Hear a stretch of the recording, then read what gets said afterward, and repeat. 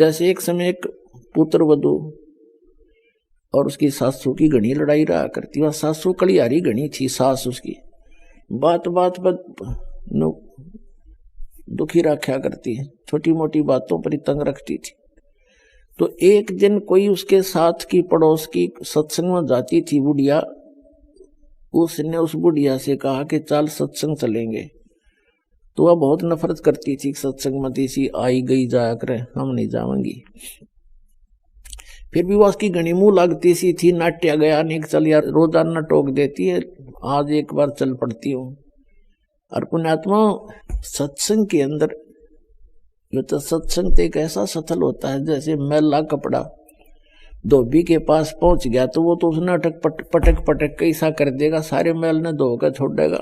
तो सत्संग तो एक धोबी का स्थान है, यहाँ आ गया तो आत्मा के मैल छूटेंगे, खत्म होंगे, उसके अंदर निर्मलता आवेगी। तो बुढ़िया आ गई, सत्संग सुना, सारा ज्ञान दिया जाता है सत्संग के अंदर कि आपस में जो झगड़ा करते हैं वो झगड़ा गलत करते हैं। कोई भी घर का सदस्य हानि करके खुश नहीं होता, सभी चाहते हमारे घर में धन वृद्धि हो, हम सुरक्षित रहे। कोई हानि हो भी जाती है तो भाग्य की होती है, वो तो होनी ही होती है, फिर बाद में उसके ऊपर राड़ करते हैं, झगड़ा करते हो, वो और काम बढ़ा लेते हो तुम। उसको समाप्त करना चाहिए बुद्धिमान व्यक्ति, बड़े व्यक्ति का फर्ज बनता है, बुजुर्ग का। तो अब बुढ़िया का वह बात समझ में आ गई, सचमुच जो होना हो तो हो चुका होता है, फिर बाद में तो खाम खा बकवाद करते हैं, वो तो वापस आ नहीं सकता। मानसिक टेंशन और पैदा होती है एक दूसरे को कह सुन के। तो कहते हैं एक का चोट से धारिया जिन मिलन दाचा। तो बुढ़िया सत्संग में जान लाएगी और घर की कलह कम होगी। एक दिन क्या हुआ कि वो पुत्र वधू भैंस का दूध निकाल के और ऊपर छत के ऊपर कड़ा टांग दिया करते, लंबा सरिया मोड़ कर उसमें दूध टांग देती थी कुत्ते और बिल्ली से बचाव के लिए, जब तक वो उसको गर्म ना रखती। तो वो ध्यान उसका रहा नहीं, दूसरी साइड से उसने बाल्टी टांगनी चाहिए, वो कड़ा टंगा नहीं उस कुंडे में, बाल्टी का हैंडल, और उसने सोचा टंग गया, उसने छोड़ दिया, वो सारा गिर गया, सारे फर्श पे फैल गया, कच्चे पे। अब उस पुत्र वधू को पता था कि बुढ़िया शुरू होगी और 36 तो आप गाड़ देगी, और फिर इसका लड़का होगा, उसने सिखावेगी समझावेगी, फिर वो पीटेगा। ये कई दिन का काम हो गया। लेकिन उस दिन उसकी सास ने उससे क्या कहा, और वो देख रही थी उसके मुंह की तरफ के भी सुनाओगी 5-7 कठिए।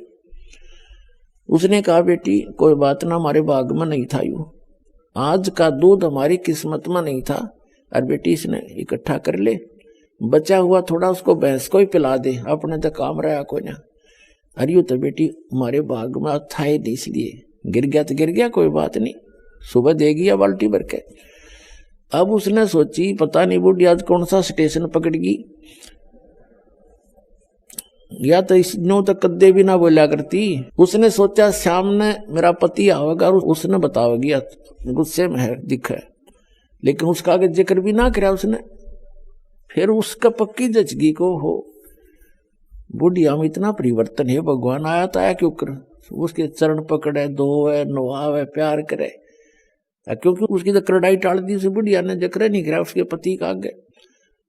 तो वो कितना प्रेम बन गया उनमें। फिर उसने कहा बेटी तू भी सत्संग में चला कर। तो पुण्यात्माओं इस प्रकार है, जो नुकसान होना हो तो हो चुका होता है, फिर वो उसको धमका रहा है, उसने खुरका रहा है, तूने नौ कर दिया, ऐसे कर दिया, वो खाम का एक बकवाद है। जो होना था हो गया, आगे सावधानी बरते, इतनी सी बात होती, कोई बात ना जो हो। लेकिन अब वो राजा चाहता था कि एक बार ये ऐसा ज्ञान दे रहे हैं कि हिंदू और मुसलमान तुम दो मानते हो, है भले पुरुषो, उस परमात्मा के घर से आए हो, तुम एक हो, और परमात्मा पाने के लिए तुम अलग अलग बटे हो।